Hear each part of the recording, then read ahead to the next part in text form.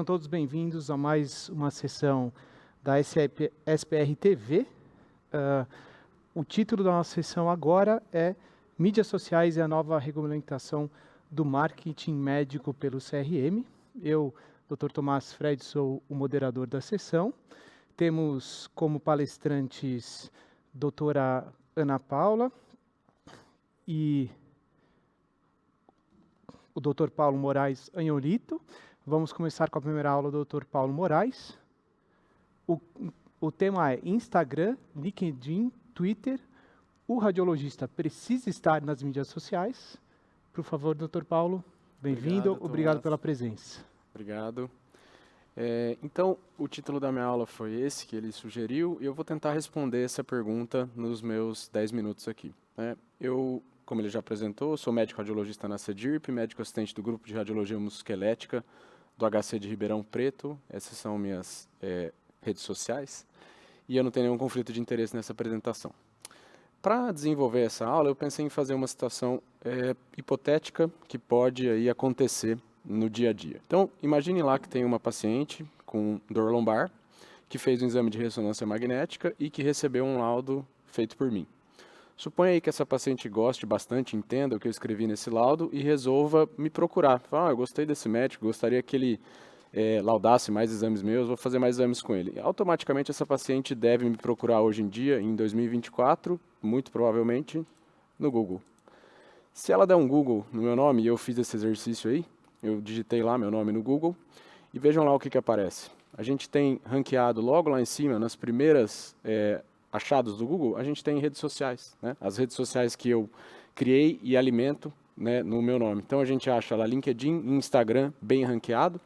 Se eu trocar para o meu apelido aí, que o pessoal me conhece carinhosamente como Dr. Lito, a gente também vai achar aí redes sociais novamente, bem ranqueadas, lá nos primeiros achados do Google. Então, YouTube, o Instagram novamente, e percebam que elas ranqueiam melhor, eventualmente, até que um site pessoal, que eu acabei criando, mas ele é mais recente, e talvez por isso ele não esteja tão ranqueado quanto elas.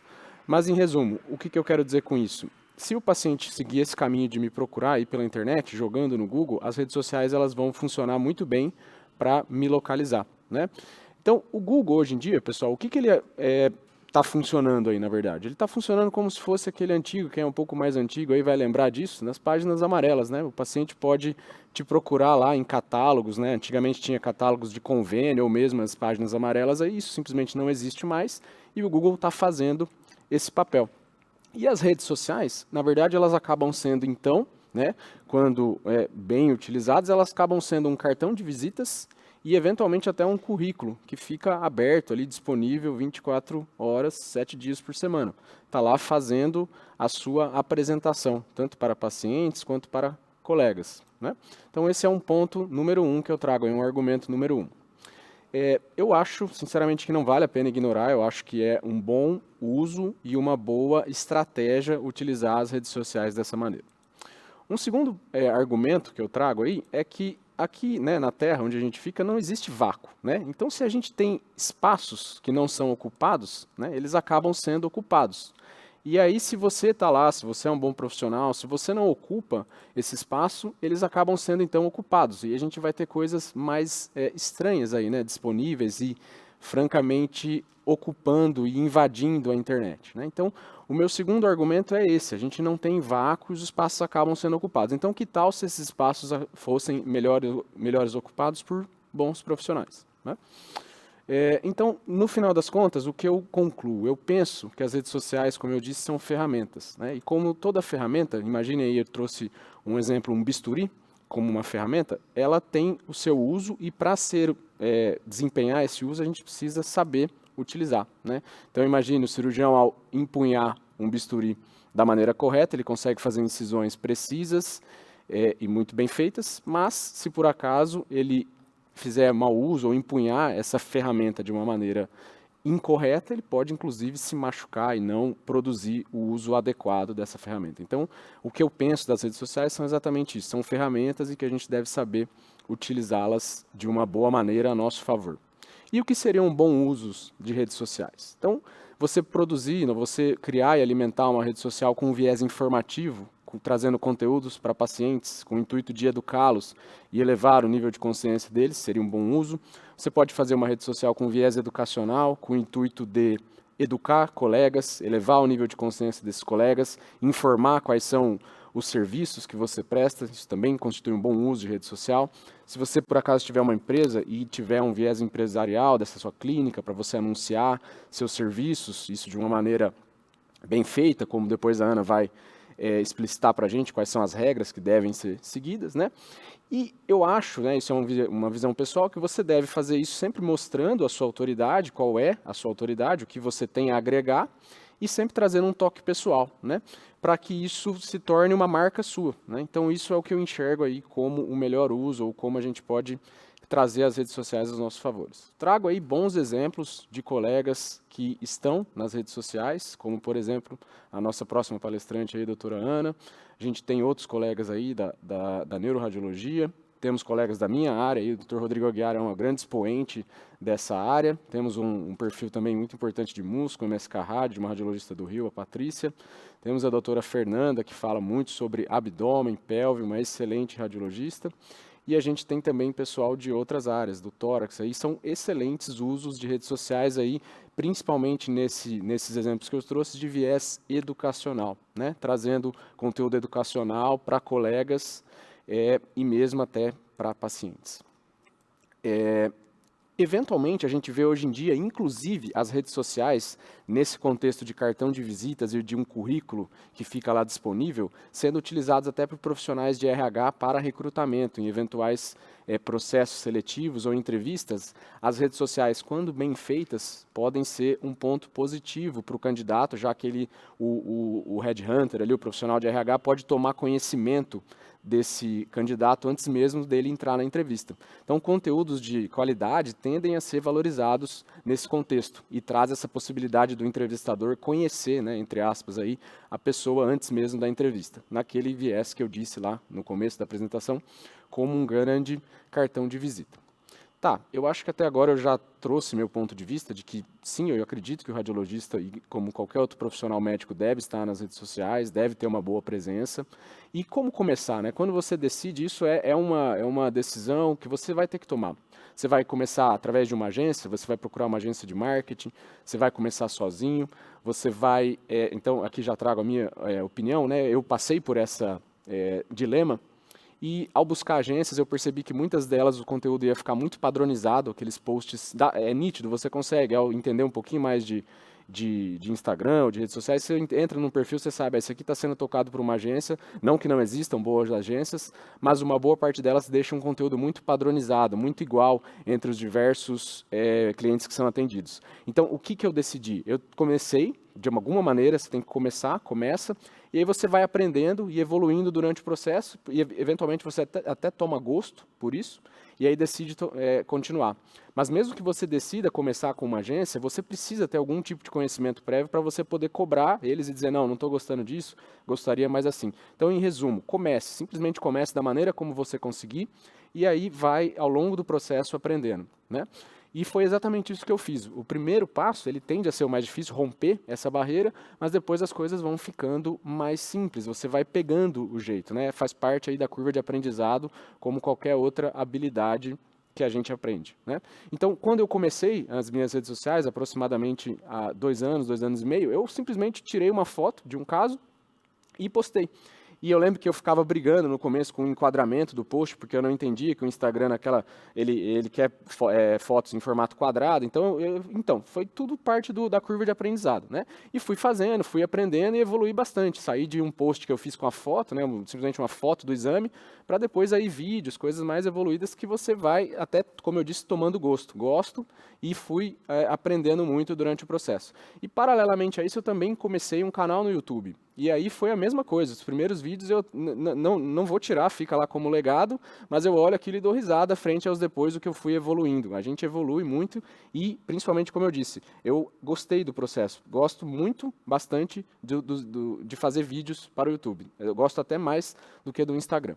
E o resultado acaba vindo, né? As métricas de seguidor e tal, acaba que você não deve ficar muito focado nisso, não é o mais importante. Eu acho que é mais importante você de fato se divertir e aproveitar o processo, mas elas acabam vindo, né? O resultado acaba vindo e é gratificante. Você tem muito comentário de colega, muito comentário de paciente, e aí isso de alguma maneira te traz uma recompensa, né?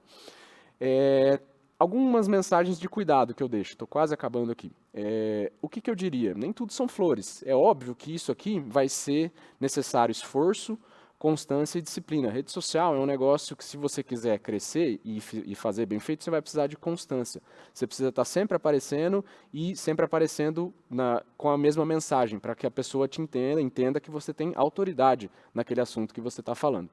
Porém, no começo, e por um bom tempo, se você não decidir achar uma agência ou alguém que vai te ajudar nisso, vai ser uma tarefa a mais no seu dia a dia, no dia a dia já corrido do radiologista. Então você precisa ter um plano bem estabelecido, onde eu quero chegar, para você não ficar queimando recurso à toa. Por exemplo, eu quero produzir conteúdo para educar colegas, eu quero produzir conteúdo para chegar a lançar um infoproduto, então tenha um plano bem estabelecido para que você não desanime e não se perca no meio do processo.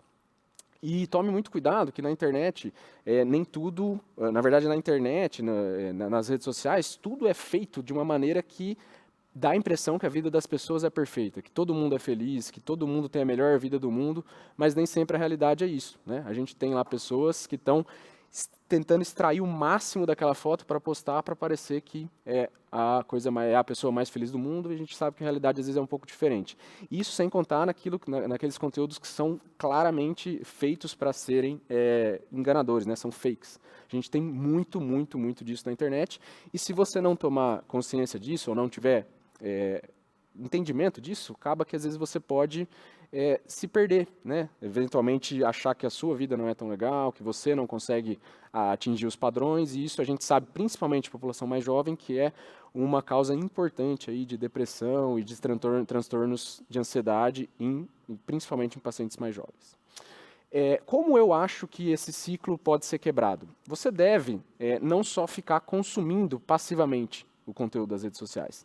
Você deve se esforçar para então criar o seu conteúdo para que você consiga transferir sua mensagem, não ficar só simplesmente recebendo e achando que você não tem por que estar naquele espaço, que você não é bom o suficiente, né? Então, é o que eu tento fazer no meu dia a dia, eu tento não ficar só consumindo passivamente, tento produzir também conteúdo, deixar a minha marca lá, e com isso você vai tentando se adequar, mas sempre com esse pensamento de que na internet o viés que as pessoas lançam lá é da faceta mais bonita da vida e que nem sempre a realidade é daquela maneira. E por fim, deixo essa última mensagem aqui, que para que você tenha um bom conteúdo, que você consiga ter coisas inspiradoras para falar, a criatividade, geralmente é estragada ali, né, pela rotina exacerbante. E se você tiver uma rotina muito extenuante, você acaba que mata esse seu lado criativo, como essa figura aí, gosto muito desse perfil, ele tem figuras muito legais assim, que você bate o olho e pensa, realmente é dessa maneira. Tá? Então, feito esses últimos disclosures aí, que é o que eu chamo aí, é importante nesse ócio criativo, feito esses últimos disclosures, a minha conclusão é a seguinte: eu acho sim que o radiologista deve estar nas redes sociais, eu acho que uma boa presença, hoje em dia, em 2024, uma boa presença digital é essencial para qualquer profissional, mas que isso deve ser feito com um bom gosto, com um toque pessoal, e que te traga orgulho e ou os bons sentimentos. Jamais que você se sinta envergonhado por algo que você postou, e que você um dia tenha que vir a apagar, tá? Então, essa era a minha mensagem, fico à disposição aí para debater no final. Essas são as minhas redes sociais que eu, de fato, alimento. Obrigado, Thomas. Obrigado, Dr. Lito. Muito interessante. Você respondeu a pergunta e ainda orientou quem quer começar nesse meio, como trilhar o caminho. Muito obrigado, Dr. Lito. Próxima palestra, doutora Ana Paula Alves Fonseca, com o título de Novas Regras do CRM para o Marketing Médio, o que mudou. A doutora Ana Paula, uma grande neuroradiologista, título de especialista CBR, SBNR, fellow pela Irmandade da Santa Casa de Misericórdia de São Paulo, e atualmente ela faz parte da equipe de neuroradiologia e da preceptoria de residência do Grupo DASA e da United Health Group, e ela é uma grande presença importante nas redes sociais da neuroradiologia. Obrigado, Ana Paula. Obrigada, Tomás.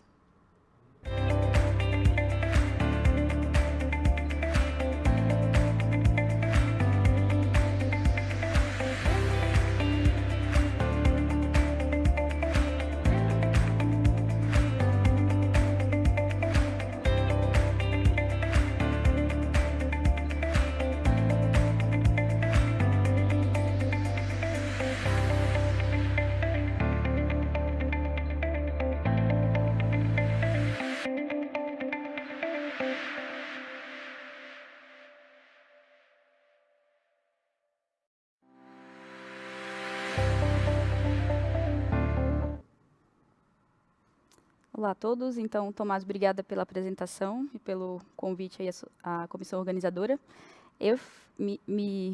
Coube a mim, né, falar sobre as regras aí do CRM que foram mudadas e publicadas no ano passado. Eu vou fazer uma breve introdução antes sobre mídias sociais. O Lito já adiantou bastante minha vida, mas para não ficar só com esse tema mais denso, eu vou falar um pouquinho antes.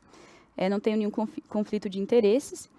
Então, assim, as mídias sociais têm inúmeras aí, né? Eu acho que, assim como o Lito, eu uso mais o Instagram, o LinkedIn, um pouco do Facebook, mas é um assunto cada vez mais recorrente, tanto em pesquisas, aí se a gente colocar no PubMed, tem muita coisa sobre isso, né? Mas não só em pesquisa, nos congressos hoje em dia, sempre a gente está falando sobre isso também, porque já é quase que uma obrigação, uma regra mesmo para os médicos e para acadêmicos de medicina e para a sociedade aí acadêmica. Então, esses são as principais mídias, né? Facebook, YouTube, Instagram, as principais mídias que a gente utiliza. E a média de usuários são adultos jovens e adolescentes. E acho que o Brasil está aí o terceiro país que mais utiliza mídias sociais, né? Então, é muito, muito frequente. Mais de 50% da população tem smartphone e desses 77 milhões tem Instagram. Então, é algo totalmente já enraizado aí na nossa cultura. E, dentre essas pessoas, temos inúmeros canais de radiologia que vão se destacando aí nesse meio, bons canais, né? O Lito mostrou alguns, mas tem outros também, internacionais, por exemplo, canais de sociedades, o RSNA, a SPR, o CBR, revistas de artigos. Então, todo mundo está no Instagram, né? Coloquei aqui, assim como o Lito, também fiz uma homenagem a ele, o Tomás, que eu sigo e admiro bastante o desempenho aí nas mídias sociais. E eu, particularmente, comecei a falar mais disso, já tem uns 5, 6 anos, né, que foi com essa minha equipe aí da Neurorádio. E a mídia social hoje não só abriu muitas portas na minha vida, mas também foi uma semente para a empresa que eu tenho hoje de educação, né? E eu acho que assim, para o Tomás também, que tem uma empresa de educação, o Lito também, e várias outras pessoas. Então, nesses últimos anos, o CRM e o CFM foram meio que obrigados a colocar isso em discussão e criar novas regulamentações para isso. Vou fazer só uma abertura aqui sobre esse assunto. Até antes de 2023, a regulamentação era muito pobre sobre isso, né? As outras entidades, por exemplo, de odontologia, entidade de biomédicos, enfermagem, estava muito mais avançada nesse sentido, e o médico se sentia ali de mãos atadas para fazer seu trabalho, porque era tudo muito limitado. Então, exemplos, o médico não podia postar foto de paciente nenhum, nem que o paciente aceitasse, nem que o paciente deixasse, não podia fazer foto de antes e depois, não podia fazer, por exemplo, nós radiologistas não tinha nada falando sobre imagem, né, a divulgação de imagem nos nossos canais. Então, essa limitação era, de certa forma, desleal ali, de certa forma, competição, né, nessa divulgação dos trabalhos com as outras especialidades, que a gente ficava um pouco de mãos atadas, né? Então, ano passado, o CFM trouxe essa nova regulamentação e isso ajudou bastante, porque não só autorizou o uso de inúmeros dados ali que não eram aprovados, né? Mas também permitiu que a gente se sinta mais, consiga atuar de forma responsável aí nesse cenário. Então, isso aconteceu com essa resolução, e aí eles colocam, né, isso serve para blogs, Facebook, Twitter, Instagram, YouTube, WhatsApp, qualquer canal, e outros canais aí digitais, e ele chama isso, essa divulgação de material educativo, de procedimentos, da própria imagem, ele chama tudo isso de publicidade e propaganda, né? Então, não necessariamente publicidade e propaganda é para vender. Muitas vezes é apenas a divulgação do próprio trabalho. E o que o CFM coloca como... O que mudou aí nesse cenário, né? Então, toda vez que vai acontecer alguma publicidade médica num canal ali de mídia social, tem que constar o nome, o CRM e o RQE desse médico. A partir de agora, desde então, né, de 2023, é permitido divulgar as fotos do ambiente de trabalho, fotos de novas tecnologias, desde que isso seja reconhecido pela Anvisa e pelo CFM. Antes não se podia falar em consulta ou canal de atendimento em mídia social. Agora pode-se falar disso, né? Então é permitido falar de marcação de consulta, algum canal de atendimento nas mídias sociais. É possível divulgar cursos e consultoria e valores também, que era algo que também não podia ser falado, não se podia falar em valor no Instagram, por exemplo. E agora podemos fazer isso. Ele mantém a proibição em relação a insinuar bons resultados de tratamento ou qualquer coisa que infira uma concorrência desleal. Então, o que é uma concorrência desleal? Falar que, olha, meu procedimento é o melhor de todos, ou esse aqui é o mais barato do mercado. Tudo que envolva esses termos melhor, mais barato, né, que pareça que algo ali está em uma concorrência desleal, isso continua sendo proibido. E aí, acho que a grande mudança é que agora o CFM ele regularizou e permitiu o uso de imagem de pacientes e também de exames com finalidade educativa, né? Desde que esse paciente aprove, né, aceite, tenha um consenso ali em relação a essa exposição e que você não consiga, não seja possível definir quem é aquela pessoa, né? Então, por exemplo, um exame DICOM, que eu queira divulgar no meu Instagram, eu posso fazer isso, desde que não tenha o nome da pessoa, não tenha nenhum dado sensível ali em relação a isso, nome, idade, instituição. Então, eles permitem isso agora e permitem fotos de antes e depois também. Então, agora podemos usar fotos de antes e depois com evoluções, indicações daquilo, mas mostrando sempre uma visão realística. Então, se aquela evolução foi satisfatória ou insatisfatória, se teve alguma complicação, tudo isso deve ser mostrado, né? Não somente a parte positiva de um antes e depois, que na verdade é o que acaba sendo feito, né? Mas lá na lei ali, nesse termo deles aí, eles colocam que tem que ser colocado tudo conforme aconteceu. E é vedado o uso de imagens de procedimentos que identifiquem o paciente, né? Então sempre tampando ali o olho, tampando os dados do paciente. E se for utilizada imagens de banco de imagens, aí deve ser citada a origem e as regras ali respeitando os direitos autorais. Então, esse aqui eu coloquei como um resumo dessa nova regulamentação, né, que foi muito benéfica para os médicos e para quem produz conteúdo em rede social, e também para os médicos clínicos, dermatologistas, médicos que trabalham com procedimento, por exemplo, de antes e depois, né, eles estavam sempre de mãos atadas aí nessa certa concorrência desleal com outras especialidades, e agora isso está autorizado. Então, eu até coloquei aqui em relação às imagens de bancos de dados do próprio médico, né? Então, sempre obter a autorização do paciente para usar essa imagem, respeitar a privacidade do mesmo e garantir esse anonimato aí do paciente. Então, essa seria a regra. Na prática, nos locais que eu trabalho, felizmente, a gente tem lá no nosso formulário de contraste, tem também junto um formulário que o paciente pode autorizar o uso de imagem para fins educativos. Então, ele já assina o contraste e já assina esse formulário junto. Faz parte da instituição, que são as duas instituições que eu trabalho são bastante acadêmicas. Então, toda vez que eu olho um caso, falo, nossa, muito legal, vou postar no Instagram. Eu olho ali o meu formulário de contraste, eu acho que eu nunca vi um paciente que não autorizou. Quase todos autorizam, né? Mas já tem a assinatura do paciente, eu já fico tranquila que eu vou fazer aquele post ali, por exemplo, eu tenho a assinatura do meu paciente autorizando e, ao mesmo tempo, não vai ter nome, não vai ter nada que vincule a ele, eu estou dentro da norma aí do CFM. E em relação a como se portar em relação ao título de especialista, né? Então, coloquei só isso a mais aqui, que também é uma coisa que eu acho que a gente ainda não segue tanto, a maioria das pessoas, mas, assim, para ser especialista tem que ter o RQE. Então, ele coloca, olha, se você tendo o RQE, você vai ser chamado de especialista, né? Então, sou neuroradiologista e o meu RQE é tal. Então, esse é o correto. Mas muita gente não faz a residência e faz uma pós-graduação, por exemplo.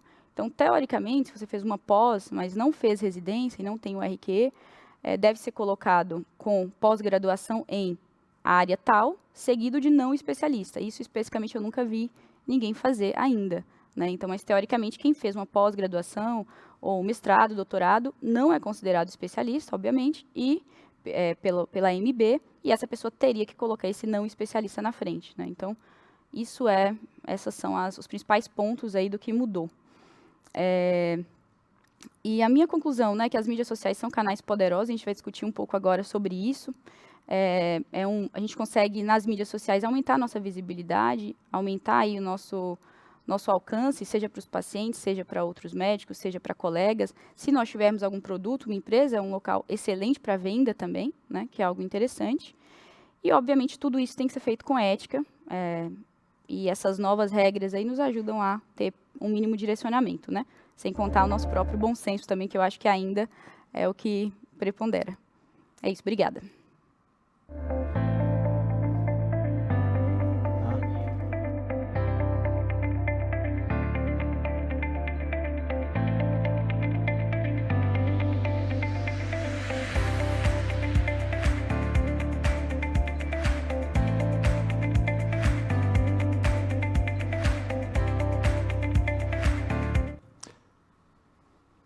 Obrigado, doutora Ana Paula, pela excelente aula. Esclareceu muitas pontuações técnicas para nós, né, que às vezes não estamos muito familiares com isso. Eu queria fazer a primeira pergunta do doutor Lito. Lito, gostei muito de como você pontuou a sua aula. E aí eu tenho uma questão em relação, porque tem muita gente que tem receio de entrar em rede social por conta da parte psicológica. Fala, tem muita pressão, etc. E eu tenho medo de ficar deprimida. Eu já entrei, fiquei. Eu queria, o que você falaria para estimular alguém que tem esse receio com relação à parte psicológica e iniciar uma trajetória nas redes sociais? Legal, Thomas. Cara, o que eu penso é assim, ó, eu falei na minha conclusão lá que eu acho que o radiologista ou o profissional médico deve estar na rede social. Eu acho, mas não é uma obrigação. Primeira coisa, a pessoa tem que querer genuinamente está lá. Se ela não quiser, é ok você não utilizar, mas como a gente, tanto eu defendi lá que é uma boa ferramenta, quando a Ana falou que são canais poderosos, mas a pessoa pode simplesmente escolher, não quero. Mas supondo que ela escolheu e que ela ainda tem esse medo. Eu acho que esse ciclo, esse medo, ele é quebrado baseado naquele ciclo que eu sugeri na aula de você produzir também. Se você ficar na rede social só consumindo passivamente, como eu mostrei lá, as pessoas tendem a mostrar só o lado bom das coisas. E quando você compara aquilo com a sua vida, aí você pensa, pô, tá todo mundo bem e eu não. Tem alguma coisa de errado comigo. Esse eu acho que talvez seja a gênese desse ciclo de depressão e de transtornos psiquiátricos e psicológicos que você está falando. Então, o que eu acho é, a pessoa ao decidir estar na rede social, ela produzir a mensagem dela. Todo mundo tem algo interessante para passar. A pessoa tem que partir desse pressuposto. Você não é igual a mais ninguém, a Ana não é igual a ninguém. Então, toda vez que você se propõe a falar alguma coisa, vai sair do jeito que só você consegue falar. E isso tende a ter valor. E aí você vai lapidando isso e tentando se desviar dessa ideia de que todo mundo tem a vida perfeita. Todo mundo tem seus perrengues. Só que o que está exposto lá é só o lado brilhante das coisas. Se você tiver isso muito bem sedimentado na sua cabeça, talvez você tenha uma blindagem contra essa viés negativo, que não é desconsiderável. Não acho que a pessoa não tenha que tomar cuidado com isso. É algo que você tem que estar sempre de olho. Pô, será que eu não estou ficando muito preocupado, achando que sou eu que estou atrás de todo mundo e tal? Você tem que estar sempre com esse viés crítico sobre os seus próprios pensamentos, gerenciando seus pensamentos ativamente. Muito interessante isso, mas me corrija se eu estiver errado. Porque eu entendi também que se você colocou na sua mensagem é que você entrando na rede social, né, você está trabalhando, né? E aí você está vendo o dia a dia. E vendo que não é fácil, né? Não deixa de ser um trabalho, né? E é difícil. Aí você cai na realidade e vê que, muito provavelmente, aquela pessoa que está postando só coisas legais, na verdade, ela está lá, mas está fora trabalhando também, né?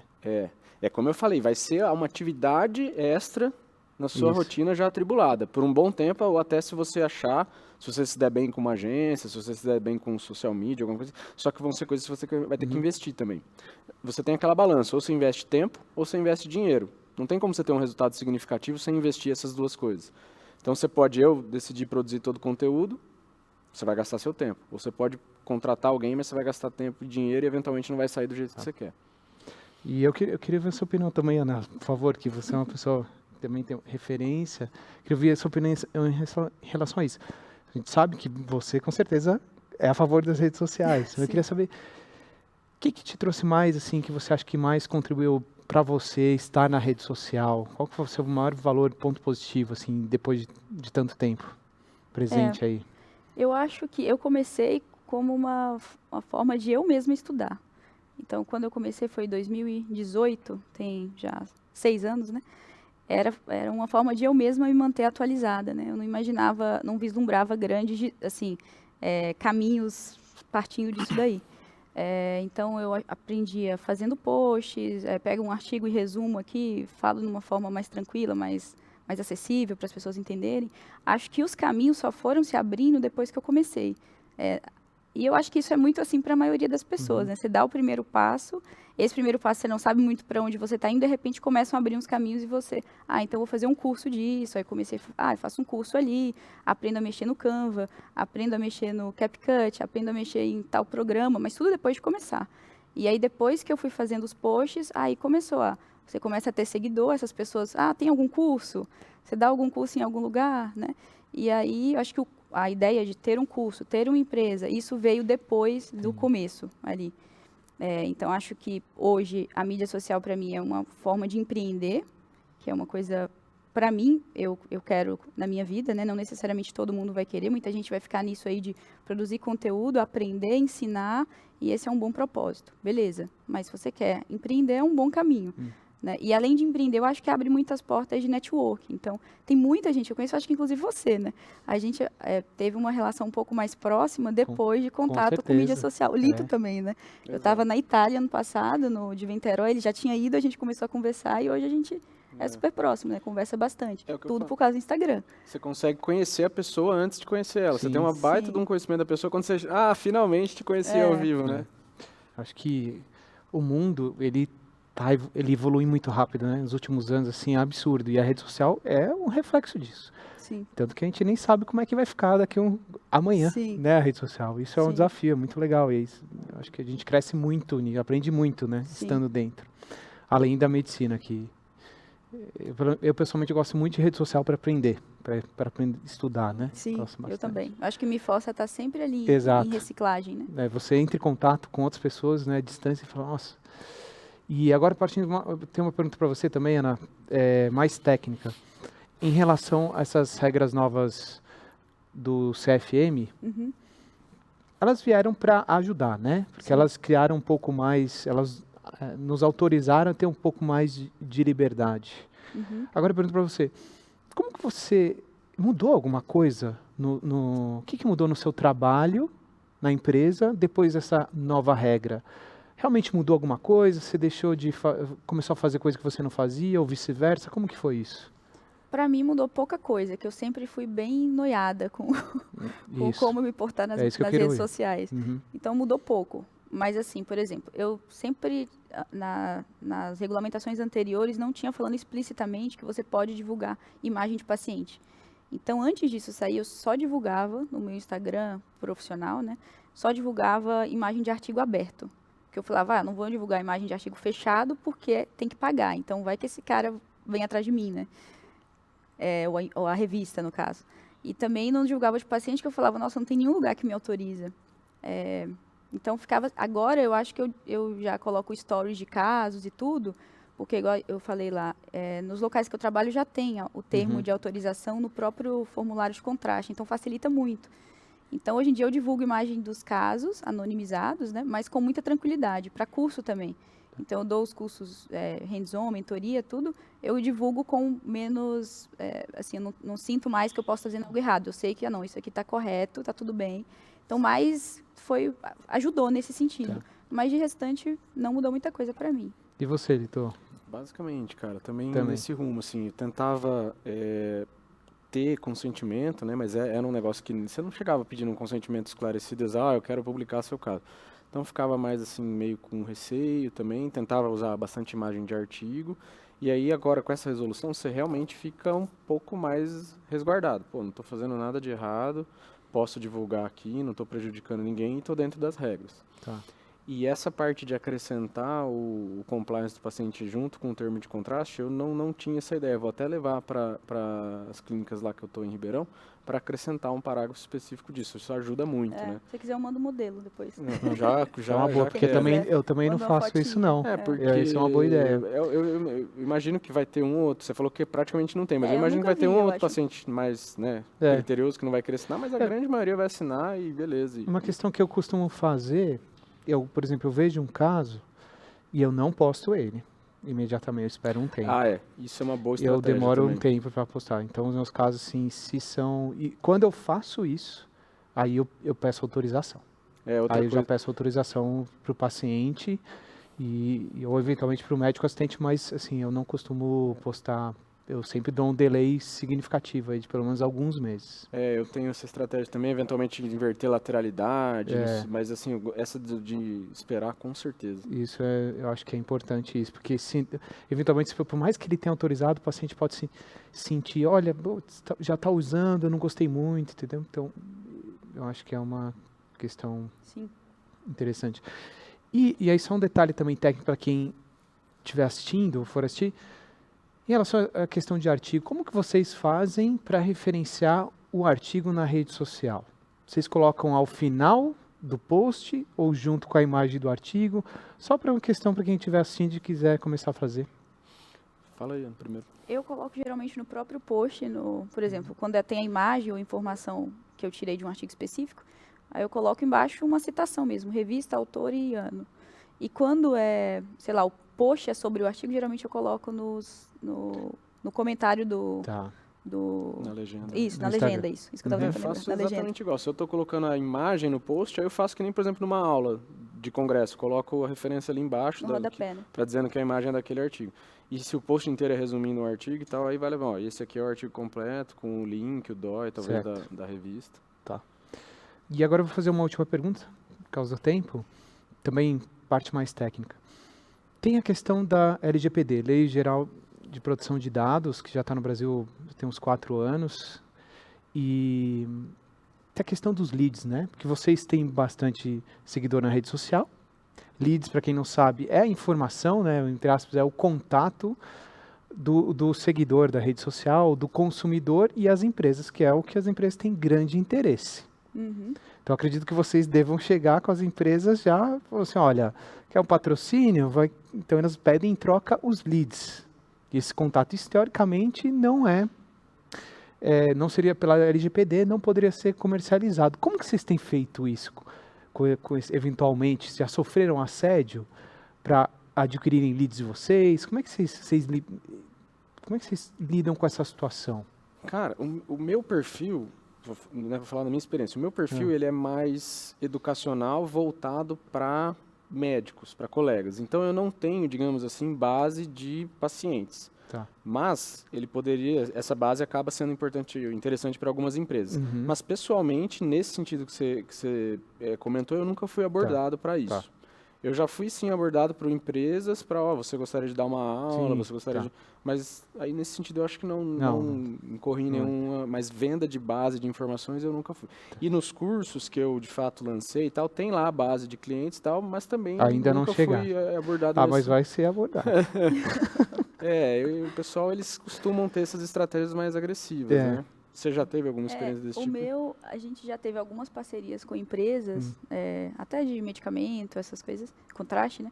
Mas todas na nossa parceria, a parceria passa por nós. Então, por exemplo, nós vamos enviar um e-mail para nossos leads via Neurorádio. Isso, mas eu nunca peguei nossos dados e passei para ninguém. A gente, você precisa de quê? Uma divulgação de tal simpósio, de tal aula. A gente já fez parceria com HC, com Bayer, né? Algumas empresas assim. Mas todas vêm para a gente, disparamos a informação ali, lapidamos primeiro, né? Disparamos, mas nunca entregamos informação de alunos, nem nada. Também fiz, nossa, foi sua solução mesma também, né? A gente não libera. Fica pra gente, a gente faz o meio campo. Entendeu? A gente faz essa via aí, porque é a LGPD. Então tá isso. Muito bem, muito obrigado. Vocês querem fazer alguma consideração? Uma Acho que não. Tranquilo. Obrigada, Tomás. Obrigado aos dois palestrantes, muito aprendizado e obrigado a quem nos acompanha hoje. Valeu, obrigado. Sejam bem-vindos a mais uma SPR TV. Estamos aqui entre o Hall F e o G, em frente à sala de membros da SPR. Queria mostrar para vocês agora a Vila da Intervenção, na qual os congressistas podem participar de forma ativa com trabalhos hands-on. Não deixem de conferir a programação e participem! Estamos aqui com a SPR TV e eu estou com o Dr. Mário Pelizari, da Fardit, que é a Sociedade Argentina, e a gente vai conversar com ele um pouquinho sobre os trabalhos aprovados de temas livres de Córdoba. Olá, doutor, ¿cómo estás? Hola, buenos días, ¿cómo andan ustedes? Bien, gracias por hablar con nosotros. Y yo quería preguntarte sobre los trabajos aprobados de temas libres de Córdoba. Son los trabajos de afuera de Brasil. ¿Cómo es esto para usted? Bueno, esto fue realmente muy interesante. Fue gracias a las redes Instagram que nos hemos enterado. La Paulista publicó, la Sociedad Paulista publica las ciudades que más trabajos han enviado. Y estábamos dentro del ranking de las primeras, no me acuerdo, 6 o 7. Por supuesto que las primeras eran de Brasil, porque el Congreso es de esta región, y la primera que aparece de otro lugar del mundo es Argentina y es Córdoba. Así que fue una alegría. Y bueno, 11 trabajos aprobados de mi ciudad, del lugar donde yo trabajo, fue realmente muy interesante.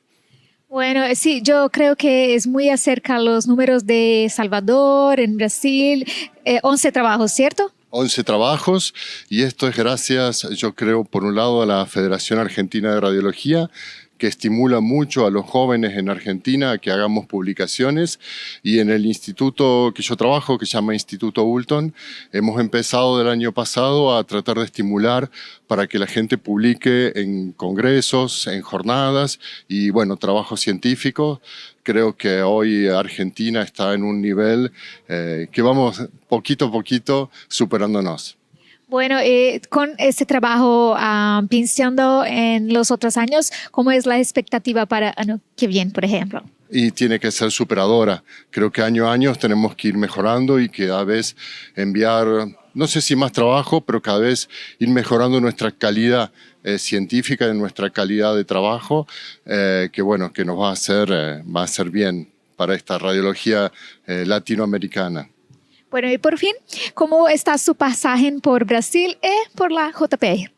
Y bueno, este pasaje es fantástico, es de los congresos que yo más me gusta asistir porque es extremadamente cálida la gente de Brasil, la gente de San Pablo, y realmente nos sentimos como en casa acá. Es muy, muy lindo, y otra cosa, que el nivel científico de este congreso es realmente superador. Bueno, muchas gracias, doutor.